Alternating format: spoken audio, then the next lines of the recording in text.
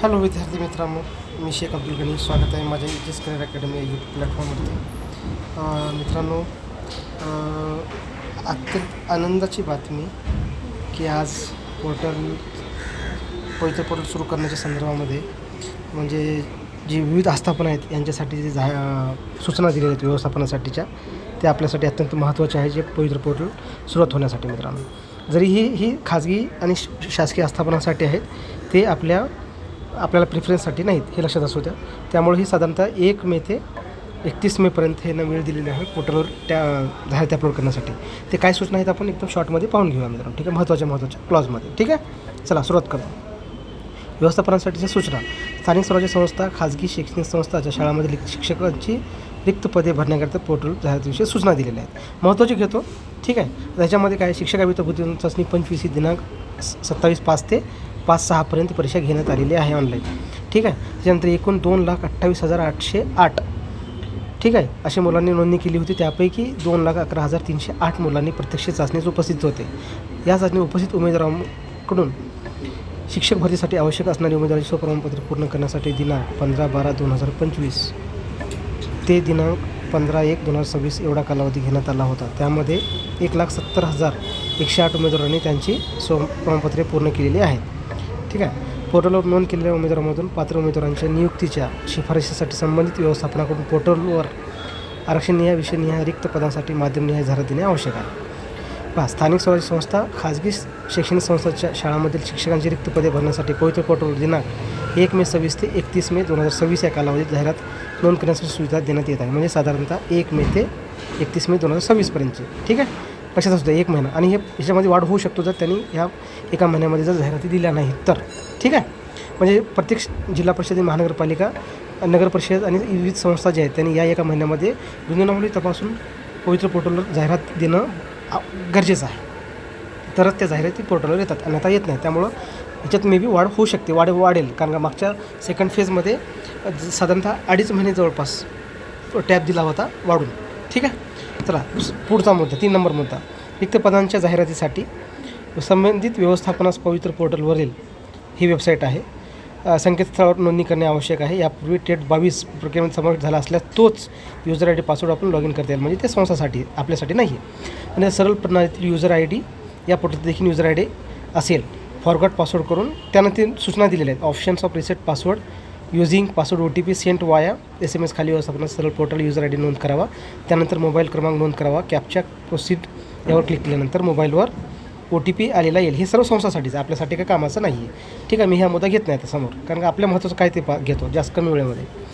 व्यवस्थापनास जाहिरात देण्यापूर्वी मुद्दा नंबर 4. व्यवस्थापनास जाहिरात देण्यापूर्वी त्यांच्या व्यवस्थापनाची बिंदूनावली तपासणी संस्थेच्या मुख्यालया संबंधित विभागाच्या सहाय्यक आयुक्त मावक, मी म्हटलं होतं ना बिंदूनावली का महत्त्वाची आहे. तर मागासवर्गीय कक्षाकडनं जर आपण बिंदूनावली तपासली तरच जाहिरातीवर येतात. 4 नंबरचा मुद्दा व्यवस्थित पहा.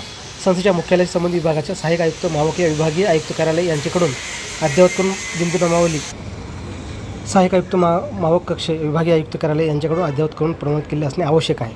ठीक आहे, आवश्यक आहे. यापूर्वी प्रमाणित केले बिंदूनामावली तर SCBC आरक्षण, पेसा क्षेत्रातील आरक्षण यामध्ये बदल झाल्यामुळे प्रत्येक व्यवस्थापने बिंदूनामावली अद्ययावत करून प्रमाणित केले असणे आवश्यक आहे. म्हणजे SCBC आरक्षण नवीन आल्यामुळे मित्रांनो, पेसा क्षेत्रामध्ये जे आहे ते गाईडलाईन दिलेली आहे. वेगवेगळ्या जिल्ह्यानुसार जे विविध पेसा जिल्हे आहेत त्याच्यामध्ये SCBCचं आरक्षण कमी जास्त प्रमाणात, इतर कॅटेगरीचं आरक्षण कमी जास्त प्रमाणात त्या आदिवासी बहुल एरियात विचार केलेला आहे. त्याचं एक स्पेशल GR आहे मित्रांनो. ते डिस्क्रिप्शन टेलिग्राम लिंक आहे, त्याच्यावर मी तो GR पण टाकून देतो, तुम्ही बघून घेऊ शकता. ठीक आहे, चला. पवित्र पोर्टल जाहिरात देण्यासाठी कार्यपद्धतीचा शासन निर्णय दिनांक काय 7/2/2019 सोबतच्या परिशिष्ट अ मध्ये सक्षम प्राधिकार नमूद केलेला आहे. त्यामध्ये बिंदूनावली भरणारे प्राधिकारी, जाहिरात मान्यता देणारे प्राधिकारी निश्चित करणारे आहेत. म्हणजे ते GR आहे त्याच्यामध्ये लॉग इन उपलब्ध करून देण्यात आलेले आहेत. म्हणजे शिक्षण आयुक्त हेड असतात, त्यांचे एक वाक्य सांगतो तुम्हाला. बिंदूनामावली व विषयनिहाय रिक्त पदांची नोंद मान्यता देणे सक्षम प्राधिकारी खालीप्रमाणे. आता पहा, जिल्हा परिषदला कोण आहेत? शिक्षणाधिकारी मुख्य असतात, मुख्य कार्यकारी अधिकारी हेड असतात त्यांचे. महानगरपालिकामध्ये कोण असते? प्रशासन अधिकारी, मनपा आयुक्त हेड असतात. नगरपालिका, नगरपंचायत, कटक मंडळात कोण असते? प्रशासन अधिकारी, नपा विभागीय शिक्षण उपसंचालक, DYD आपण म्हणतो. खाजगी प्राथमिकला संबंधित शिक्षणाधिकारी प्राथमिक, बृहन्मुंबईकरता शिक्षणाधिकारी मनपा, आणि ह्याचा अध्यक्ष सचिव संबंधित जबाबदार असतात. ठीक आहे, संस्थासाठी. खाजगी माध्यमिक शाळा तेच आहे परत. खाजगी माध्यमिक शाळा परत शिक्षणाधिकारी माध्यमिक बृहन्मुंबईसाठी आहे. काय त्याच्यानंतर मनपा आणि इतर ठिकाणचे आहेत अध्यक्ष संबंधित संस्था ते पण आहेत. खाजगी उच्च माध्यमिक शाळासाठी पण तेच आहे. बृहन्मुंबई पश्चिम उत्तर दक्षिण दिलेलं आहे बरं का. ते पश्चिम उत्तर दक्षिण उद दिलेलं आहे. शिक्षण निरीक्षक असतात त्यांच्या ठिकाणी. अध्यक्ष सचिव संबंधित संस्था असतात महाविद्यालयासाठी. ठीक आहे. आता पहा, व्यवस्थापन एकापेक्षा जास्त माध्यमिक शाळा असल्यास बिंदू नमुन्याची माहिती माध्यमनिहाय नोंद करावी. हे अत्यंत महत्त्वाचा विषय आहे. शालेय शिक्षण विभाग शासन निर्णय दिलेला आहे. संकेत दिनांक 1/1/26 नुसार राज्यातील स्थानिक स्वराज्य संस्थेच्या प्राथमिक उच्च प्राथमिक माध्यमिक उच्च माध्यमिक शाळेतील त्या संच मान्यतेनुसार म्हणजे शैक्षणिक वर्ष 2025 झालं पाहिजे. पहा, अखेर म्हणजेच मे 26 अखेर रिक्त आणि संभाव्य रिक्त विचारात घेऊन भरती मान्यता देण्यात आलेली आहे. म्हणजे पहा, मुळात काय आहे, 31 मे 2026 रिक्त पदे तपशील. त्याच्यानंतर संच मान्यता कोणती 2025 आणि 26 अन्वये आपली भरती होणार आहे. ठीक आहे. रिक्त पदांची मागणी करताना शालेय शिक्षण विभाग संकेतन क्रमांक 23 TNT निर्णय हा 31/3/2023 मध्ये तरतुदीनुसार रिक्त पदांच्या 80% मान्यता मर्यादेस मागणी नोंद करावी. म्हणजे एकूण भरतीच्या 80% भरती आपली होणार आहे एका वाक्यात. रिक्त पदापैकी एखादी काही पदावर मान्य न्यायालय प्रकरण असल्यास अथवा उचित कारणाने अशी पदे शक्य नसल्यास सदर पदे वगळून बिंदू नामावली आरक्षण विषयाची मागणी नोंद. उदाहरणामध्ये धुळे इथं प्राथमिक विभागामध्ये प्राथमिक शिक्षण विभागावर केस आहे हायकोर्टात. त्यामुळं असे त्यांना वगळून म्हणजे ज्या जिल्ह्यात भरतीवर केस आहे याचिका आहे त्या संदर्भामध्ये ती भरती त्या वगळून बिंदू नामावली तपासावी असं त्यांनी सांगितलं आहे स्ट्रिक्टली. 12 नंबरमध्ये 1ली ते 5वी 5वी ते 6वी ते 8वी 9वी 10वी 11वी 12वी गटातील रिक्त पदांसाठी व्यवस्थापनास जाहिरात देता येईल. 4 गट आहेत मित्रांनो आणि 100 प्राधान्यक्रम आहेत. ठरवा आता तुम्हीच. ठीक आहे.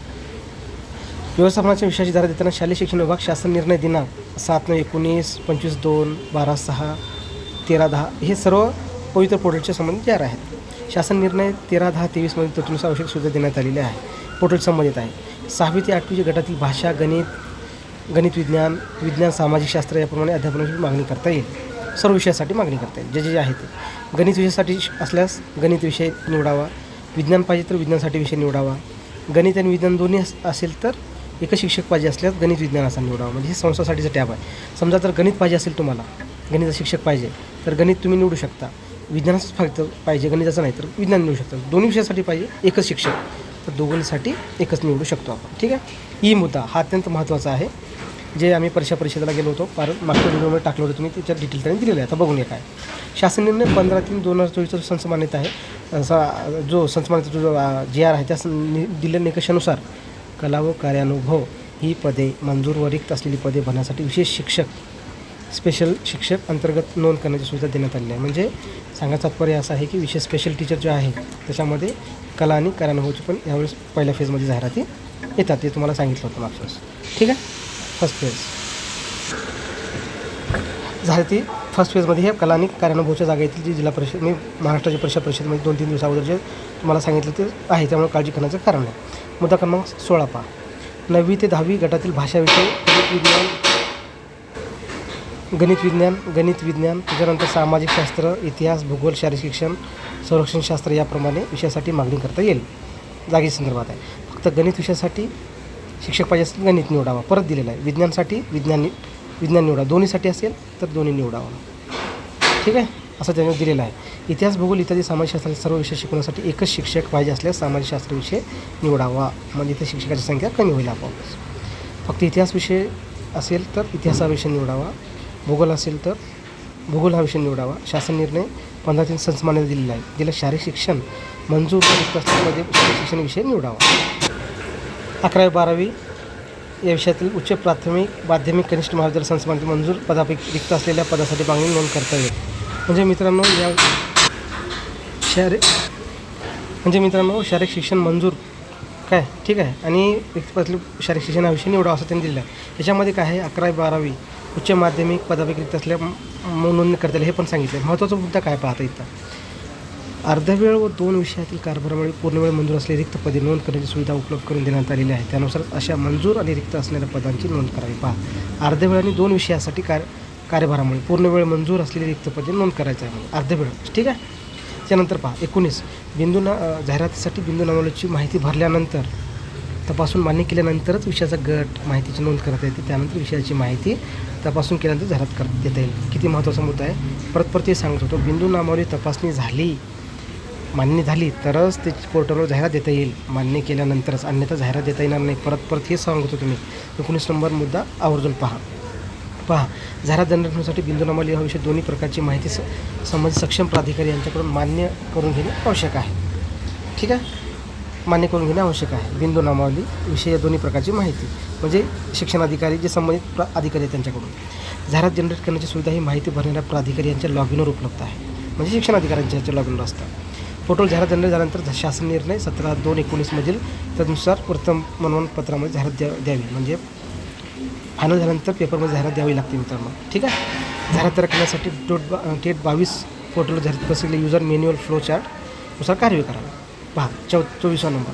शिक्षक भरतीसाठी संबंधित कामकाजावर शैक्षणिक संस्थांना शिक्षणाधिकारी, विभागीय शिक्षण उपसंचालक विविध मुदतीत अपेक्षित प्रतिसाद न मिळाल्यास ती बाबा आयुक्त, महाराष्ट्र परिषद यांना ईमेलवर कळवावी. म्हणजे साधारणतः आता ही भरती कोणासाठी होणार, महाराष्ट्र परिषद होणार हे डिक्लेअर झालेलं आहे. कामकाज शैक्षणिक संस्थांना शिक्षणाधिकारी, विभागीय उपसंचालक विविध अपेक्षित प्रतिसाद न मिळाल्यास कोण शिक्षणाधिकारी जर त्यांना प्रतिसाद देत नसतील, शिक्षण उपसंचालक प्रतिसाद देत नसतील तर सरळ या मेलवर तुम्ही कंप्लेंट टाकू शकता. म्हणजे याचा अर्थ ह्यावेळेस भरती पूर्ण ही महाराष्ट्र परिषद अंडर गाईडमध्ये होणार आहे, जी सुकाणू कमिटी आहे. ठीक आहे, आणि व्यवस्थापनाबाबत काही अडचणी असल्यास ईमेल ID वर संपर्क करावा. मी शॉर्टकटमध्ये सांगतो मित्रांनो. 31 मे 2026 पर्यंत पोर्टलवर जाहिरात